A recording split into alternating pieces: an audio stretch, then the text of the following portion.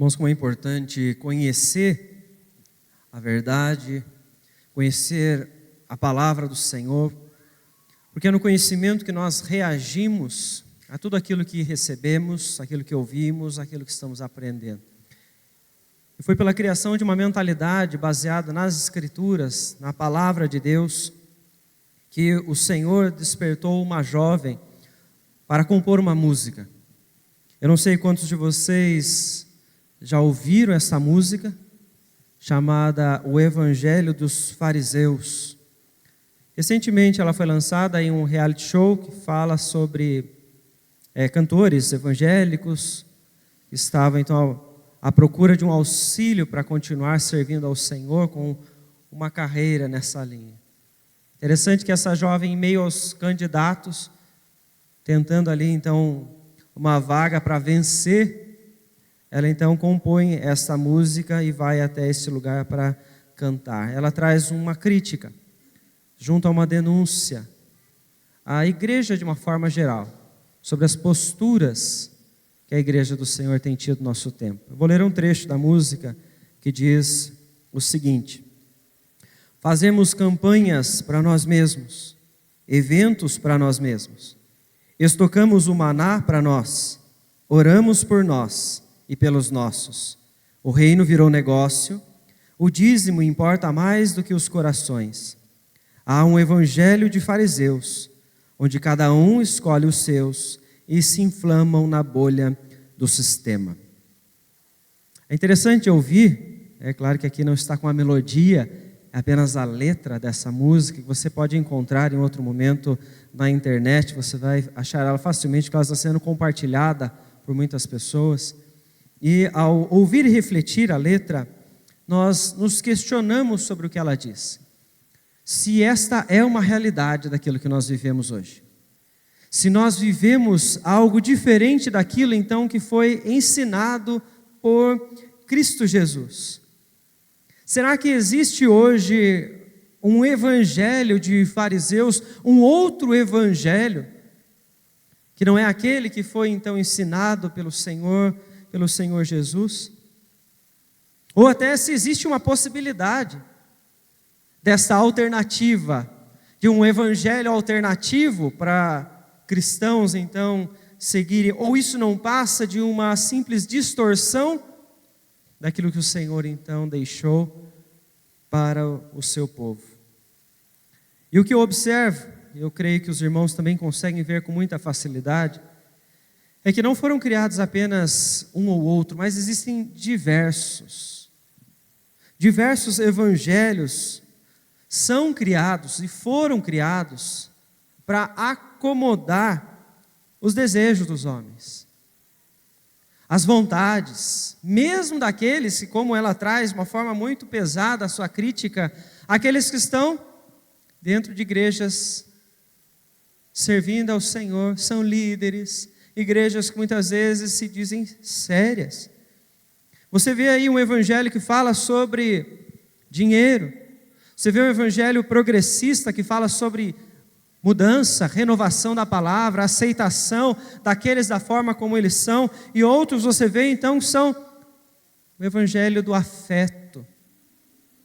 É muito comum você ver por aí esse tipo de postura, as pessoas levarem você a entender o quanto que você é bom, o quanto que você é forte, o quanto que você tem capacidades, o quanto que você pode chegar longe com aquilo que você é, com a sua mentalidade, com as suas ideias, você consegue, né? A ideia que é passada hoje pela sociedade é isso, você é quase que um ser ilimitado. Tamanho é o seu poder e a sua capacidade para você então desenvolver aquilo que você quer. É uma marca do nosso tempo. A positividade, ou o excesso dela. Você vê então as pessoas falando muito disso, né? E por isso que os coaches estão na moda e vão continuar sendo ouvidos. Eles falam, você é capaz, você vai em frente, né? Você já imaginou então nesta sociedade surgir alguém que comece a falar não para as pessoas? Que comece a dizer para elas que elas não podem, que elas não são, Isso vai contra tudo aquilo então que elas estão ouvindo por aí, que é agradável, que é confortável às suas mentes, aos seus corações. Poderíamos dizer então que a nossa sociedade, talvez juntamente com a nossa igreja no nosso tempo, ela está caminhando apenas para ouvir um sim. Tudo aquilo que eles querem, tudo aquilo que eles pensam, tudo aquilo que eles sonham, tudo aquilo que eles planejam, que eles querem ouvir, sim.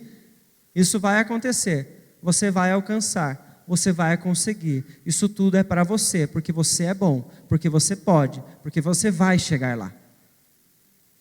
Essa mentalidade, ela entrou na igreja de uma forma muito fácil e muito rápida. E é por isso que quando você lê a carta de Paulo aos Gálatas, que nós fizemos leitura logo no início da liturgia, você vê então Paulo falar sobre esta denúncia, um alerta. Antes um pouco do versículo 10 que nós lemos, ele fala, existe um outro evangelho. Me admiro de vocês estarem passando tão depressa para este outro evangelho que não é aquele de Cristo Jesus. Então ele recorda, porque o que eu trago não foi criado por mim, mas foi revelado pelo próprio Cristo Jesus. Então veja, tudo o que nós vemos por aí, que foge daquilo que Jesus deixou, nós podemos chamar de distorção. Podemos chamar de uma acomodação, uma maneira de nós então nos sentirmos confortáveis, de fazermos aquilo que nós então queremos para nós mesmos. Na carta aos Gálatas, Paulo está vendo um judaísmo se misturar ao cristianismo, práticas judaicas que já não eram mais necessárias, estavam sendo trazidas novamente, e eles estão então inserindo como obrigatórias para se tornar ainda povo do Senhor. Ele traz esta denúncia, isso não é preciso, isso não é necessário. Então o que nós podemos observar que seja o mais sutil, não aquilo que está talvez escancarado na nossa sociedade, mas o evangelho mais sutil, porque o escancarado você está vendo aí que fala de prosperidade, talvez você já tenha ouvido falar sobre isso. Dê o quanto você tiver, dê tudo que você tem, receba mais ainda. Né? Para que você seja próspero, você precisa então doar, dar os seus bens. Né? Este evangelho, essa linha, né, dessa teologia, ela já está muito clara na nossa mente que ela existe. Né? Um evangelho progressista, uma ideia de que precisa mudar, que a Bíblia é atrasada, que você precisa adaptar, que a terminologia dela já não é mais para essa geração. Você já está vendo isso de uma forma muito clara, está em todos os lugares. Muitas pessoas estão falando isso. Igrejas novas estão se abrindo para tentar atender esse público que quer essa mudança. Mas existe um evangelho que é sutil, que está sendo aí então usado por muitas pessoas, que é um evangelho da afetividade.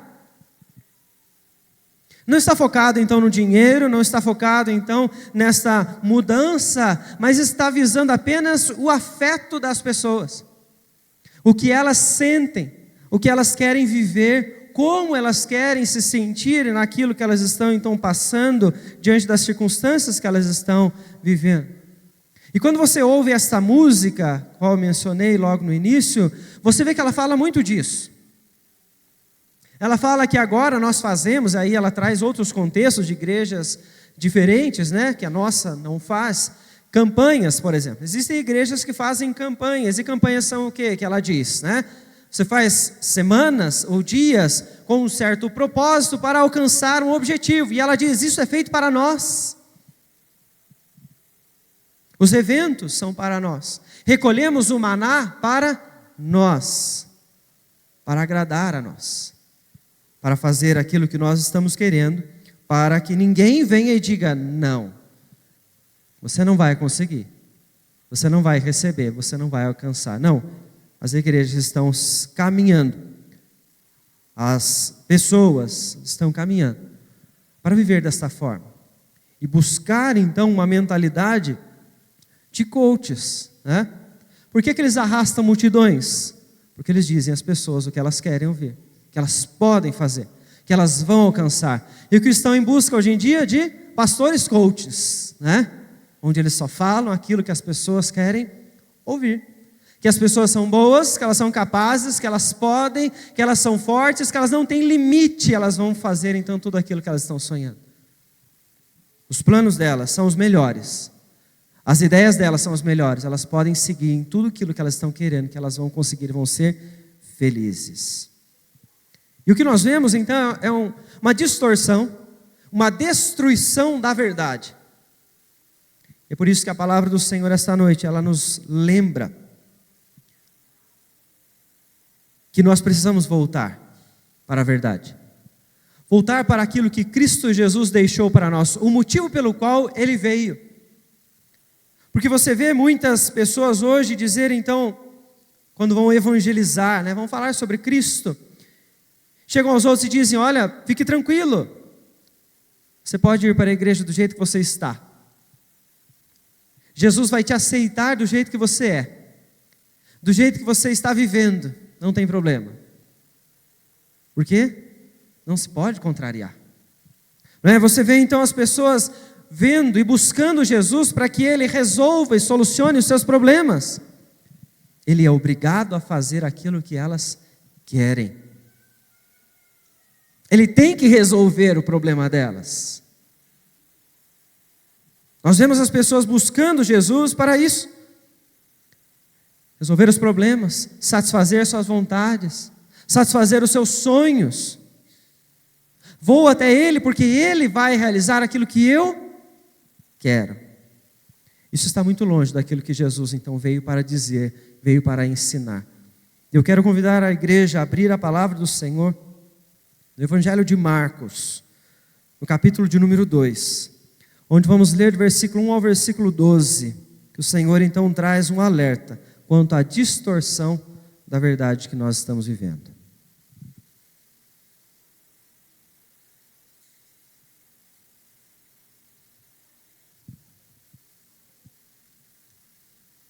Evangelho de Marcos, capítulo 2, os versículos de 1 a 12. Diz o seguinte a palavra do Senhor. Dias depois, entrou Jesus de novo em Cafarnaum e logo correu que ele estava em casa. Muitos afluíram para ali, tantos que nem mesmo junto à porta eles achavam lugar, e anunciava-lhes a palavra. Alguns foram ter com ele, conduzindo um paralítico levado por 4 homens. E não podendo aproximar-se dele por causa da multidão, descobriram eirado no ponto correspondente ao em que ele estava, e fazendo uma abertura, baixaram o leito em que jazia o doente. Vendo-lhes a fé, Jesus disse ao paralítico: Filho, os teus pecados estão perdoados. Mas alguns dos escribas estavam assentados ali e arrazoavam em seu coração: Por que fala ele deste modo? Isto é blasfêmia. Quem pode perdoar pecados, senão um que é Deus? E Jesus, percebendo logo por seu espírito que eles assim arrazoavam, disse-lhes: Por que arrazoais sobre estas coisas em vosso coração? Qual é mais fácil, dizer ao paralítico: estão perdoados os teus pecados, ou dizer: levanta-te, toma o teu leito e anda? Ora, para que saibais que o Filho do Homem tem sobre a terra a autoridade para perdoar pecados, disse ao paralítico: Eu te mando, levanta-te, toma o teu leito e vai para a tua casa. Então ele se levantou e no mesmo instante, tomando o leito, retirou-se à vista de todos, a ponto de se admirarem todos e darem glória a Deus, dizendo: Jamais vimos coisa assim. Vamos orar mais uma vez. Senhor, em nome de Jesus, nós pedimos a Ti neste instante a leitura da Tua palavra, neste momento também de exposição. Que o Senhor, ó Deus, venha falar ao nosso coração, que o Senhor, pelo Teu Espírito, venha transformar o nosso interior, o nosso entendimento, para podermos assim, ó Deus, viver para o Senhor, de acordo com a Tua vontade. É em nome de Jesus que nós oramos e já agradecemos ao Senhor. Amém, Senhor Deus. Irmãos, a palavra do Senhor nos mostra em toda a narrativa como é que Jesus estava então vivendo entre as multidões que o seguiam. O texto vem nos mostrar um pouco antes deste trecho que Jesus em Cafarnaum havia então curado outras pessoas, feito milagres. Por onde ele passava, ele assim o fazia, e por isso ele arrastava multidões junto com ele. E é interessante então que no momento Jesus, ele interrompe tudo isso, ele se afasta para o deserto para orar. E naquele momento então que a multidão estava procurando Jesus, e os seus discípulos o procuram. Pedro então o encontra e pergunta se ele não vai atender a multidão que estava então atrás dele naquele instante. Jesus, naquele momento, ele diz que ele passaria às outras cidades para realizar aquilo para o qual ele veio fazer, para que ele pudesse então realizar a sua missão. E aí que nós vemos que o capítulo 2 nos traz Jesus então caminhando pelas cidades. O texto nos mostra que em Cafarnaum ele está agora em uma casa, e é neste lugar que ele nos mostra qual é a verdade que ele veio trazer, que ele nos mostra qual é o evangelho que nós devemos viver, no que é que nós devemos então nos firmar para não nos perdermos em meio a tudo aquilo que tem sido ensinado, que tem sido trazido na nossa geração. Porque veja então que a nossa sociedade, ela não está atrás deste evangelho que pode confrontar, ela não está atrás deste evangelho que pode então trazer a você a dor do arrependimento, a contrição, que pode te levar à mudança. Não, nós estamos em meio a uma sociedade que está falando então sobre um evangelho que é leve, um evangelho que não traz as pessoas a refletir sobre as suas vidas. Aquele Jesus então que pode resolver todos os problemas, que pode conduzir as pessoas para que elas façam aquilo que elas querem, e assim ainda ele vai atender aos seus pedidos.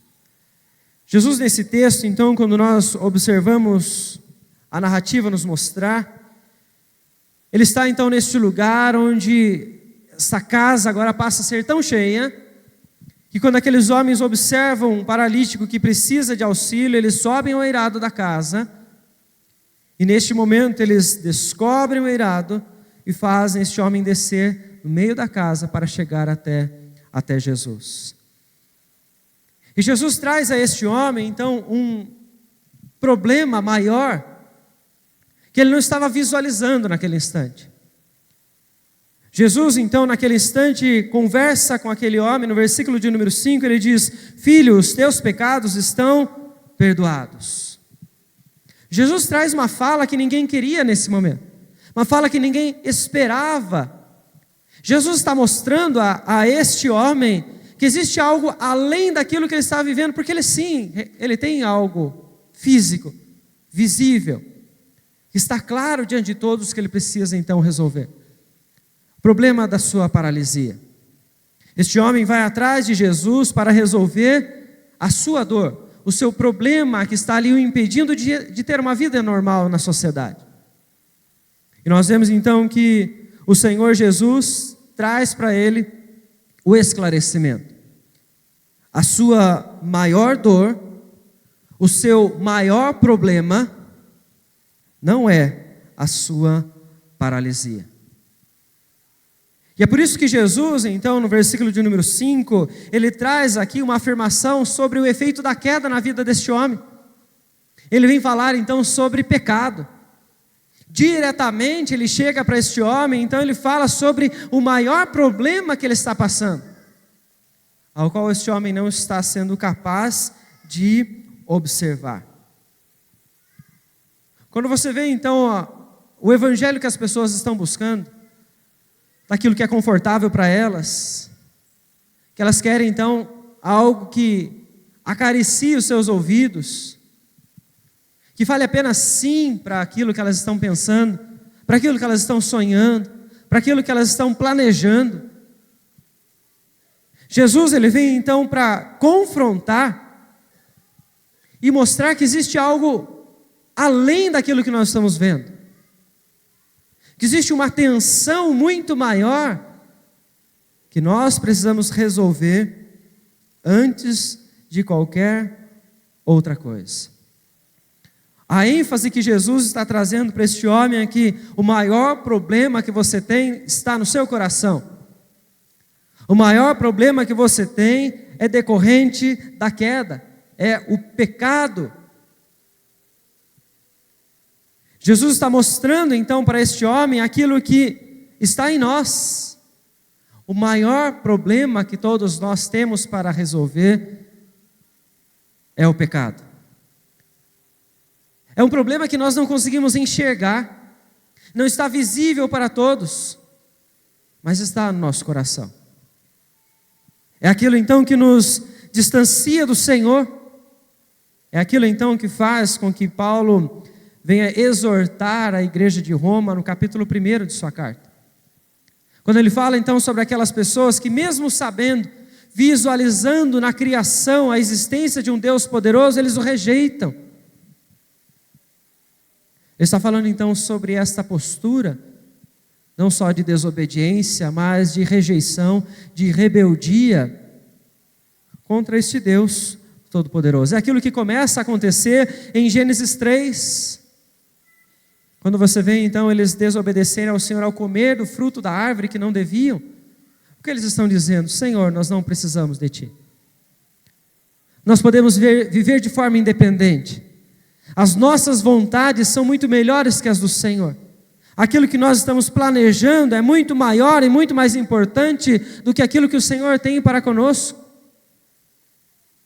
Este é o pecado que a palavra então vem nos mostrar, que está no nosso coração.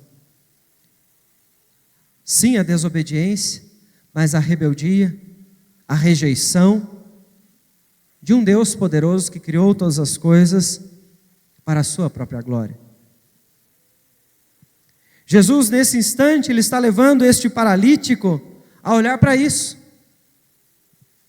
Veja que este homem passa a sua vida, a sua rotina, enfrentando aquilo que está o impedindo de estar em sociedade de uma forma normal, estar com a sua família, de conquistar as suas coisas, seus fazeres, seus trabalhos, sua vida.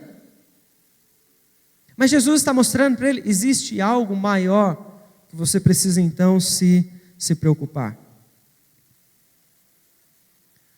Ao vir até Jesus com os problemas, os sonhos, aquilo que é superficial, muitas vezes nós nos esquecemos de tratar o nosso coração.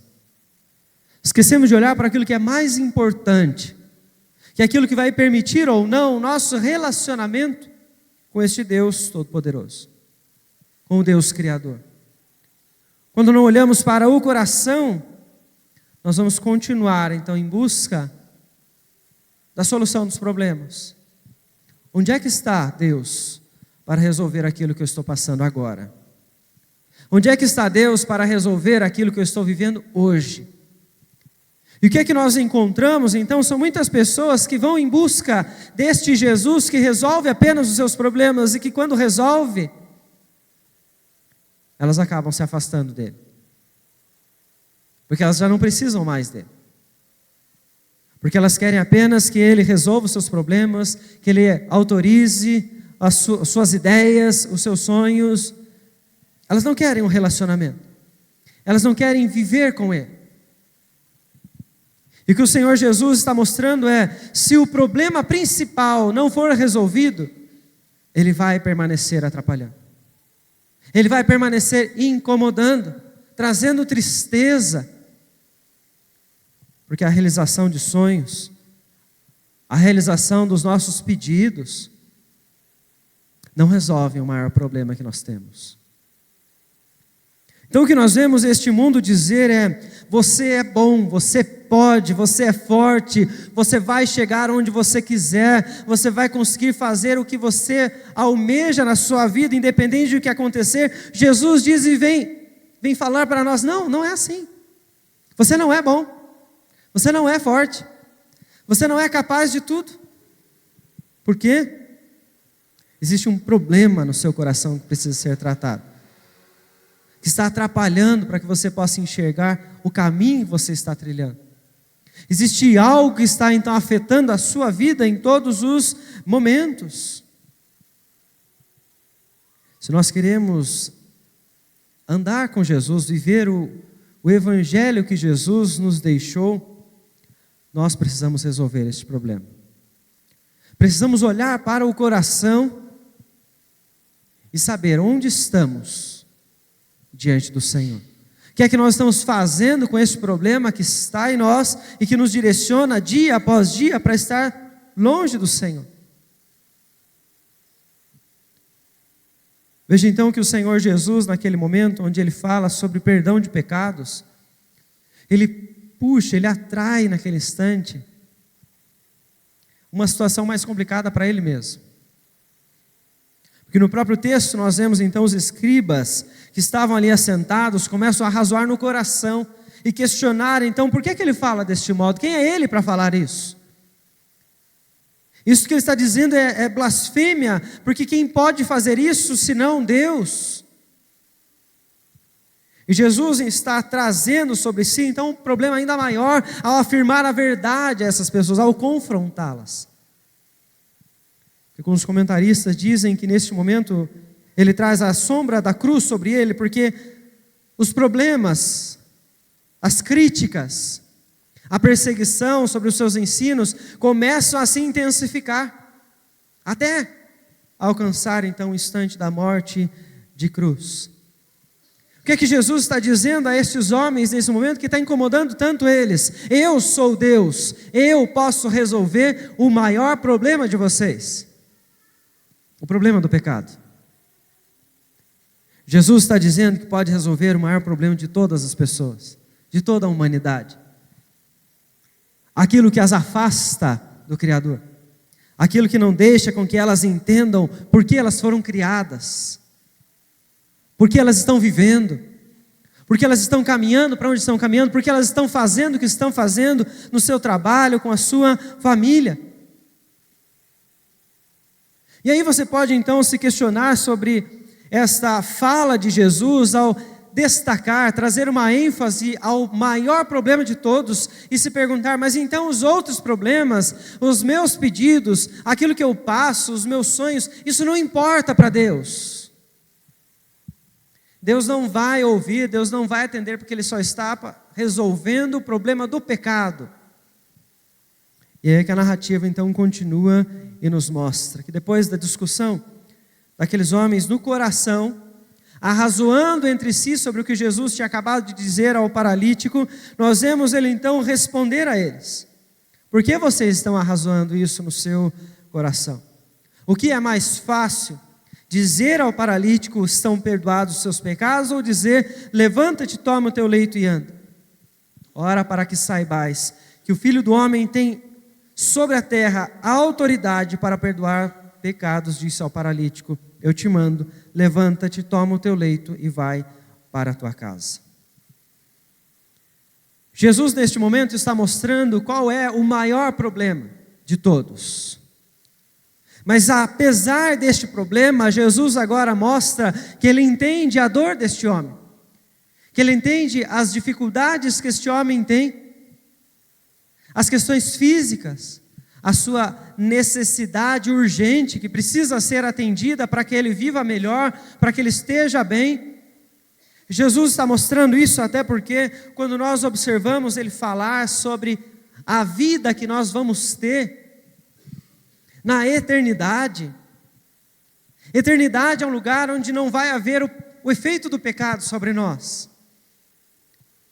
E é por isso que quando você observa então o texto de Apocalipse dizer que lá não vai haver nenhuma destruição, não vai haver morte, não vai haver choro, é porque esses efeitos que nós temos hoje, que estão sobre nós, que estão sobre toda a criação, não estarão mais lá. Não vai haver doença, não vai haver paralítico, não vão haver pessoas morrendo mais. E Jesus, então, quanto mais Ele revela a verdade, Ele revela o seu reino, Ele passa a mostrar às pessoas como é que elas vão viver. A eternidade é um lugar onde não vão existir pessoas com dores, com problemas a serem resolvidos. E é por isso que Jesus, neste momento, Ele volta para o paralítico, Ele resolve o seu problema, para revelar para ele, além do seu maior problema, que ele tem poder para curar, que ele tem autoridade sobre todas as coisas, e que esta é a vida no reino que ele promete por toda a eternidade. Não que seja algo que você e eu vamos viver em todos os instantes, porque o efeito do pecado está sobre nós e estará até a volta de Cristo Jesus. Mas é a promessa sobre Cristo que vem sobre nós. Nós somos curados para que na eternidade não tenhamos problema algum, onde nós seremos transformados para viver glorificados diante do nosso Deus. Não vão haver então essas lutas que são pequenas em meio à grande luta que todos nós então temos contra o pecado. Mas por que ele faz isso? E o texto nos mostra no versículo de número 12, quando ele diz: então este homem se levantou, no mesmo instante, tomando o seu leito, retirou-se à vista de todos, a ponto de se admirarem todos e darem glória a Deus, dizendo: jamais vimos coisa assim. Jesus está então revelando a este homem, a todos que estão ali presentes, a sua autoridade como o próprio Deus para perdoar pecados, mas também para mostrar às pessoas como é que elas vão viver para sempre com Ele. Porque Ele está cuidando delas, mas que em todos os efeitos que o Senhor vem trazer sobre nós, com o seu poder, para transformar as consequências daquilo que o pecado traz sobre nós, isso tem um objetivo apenas: para que Ele seja glorificado. E é o que acontece então no versículo de número 12.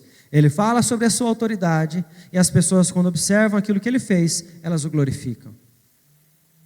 Quando você olha para a nossa sociedade, você começa a ouvir aquilo que eles estão ensinando e a postura, como as pessoas estão indo à igreja para buscar a Jesus, elas querem então um Cristo que não confronte, um Cristo que diga que elas devem seguir todos os sonhos que elas tiverem, que elas devem ter a vida que elas querem e que Ele não vai trazer então qualquer tipo de mudança para elas.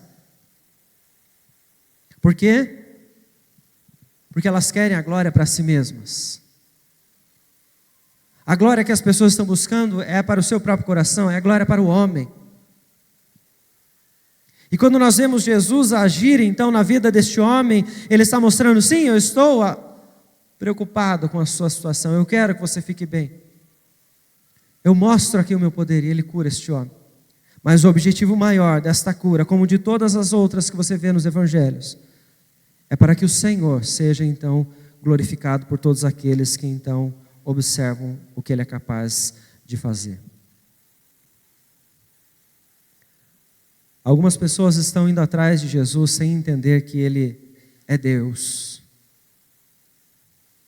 que Ele tem poder para transformar, e que a partir do momento em que nos relacionamos com Ele, nós nos submetemos a Ele para a glória dEle, para que Ele possa então ser exaltado em todos os momentos. Quando nós ouvimos então a música Denúncia, daquela jovem que eu mencionei no início, nós precisamos então questionar se vivemos dessa forma. Será que nós estamos fazendo tudo para nós? Será que, como o povo do Senhor, como aqueles que querem viver com o Senhor, buscam a Deus, vão à igreja, leem a palavra, fazem isso para si mesmos? Porque aí Paulo aos Gálatas, no capítulo 1, ele diz então: se porventura estou aqui tentando agradar a homens, eu não estou aqui buscando servir a Cristo Jesus. Então a questão que você precisa responder esta noite é: para quem você faz tudo o que você faz? Para quem é a sua vida? Para quem são os seus planos, o seu sonho? Tudo aquilo que você está tentando conquistar, tudo aquilo que você está correndo atrás, para que tudo isso? Como é que você então está indo até Jesus? Você vai até Jesus para você ter resolvido o seu problema visível? Porque este paralítico, ele representa a mim e a você, com os problemas que todos nós temos, e buscamos a Deus para que eles sejam sim resolvidos, mas há algo maior. Há um problema mais profundo.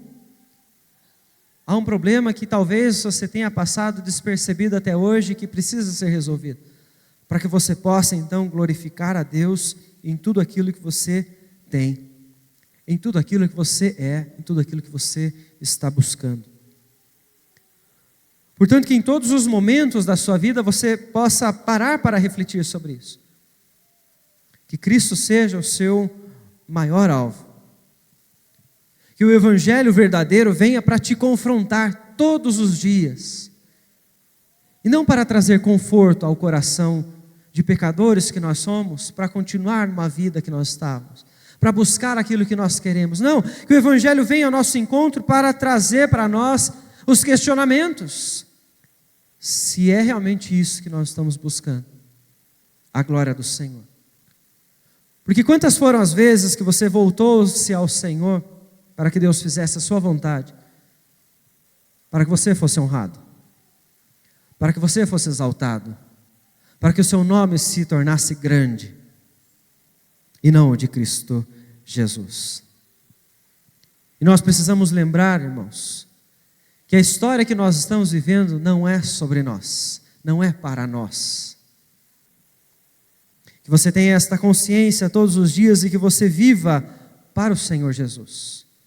Que tudo aquilo que você está fazendo, buscando, seja para a glória do Senhor. Que em todos os momentos você se renda a Ele. Que o Evangelho venha para transformar a sua vida. Para que você tenha um relacionamento de intimidade com esse Deus tão grandioso, que nos permite servi-lo e honrá-lo em todos os instantes.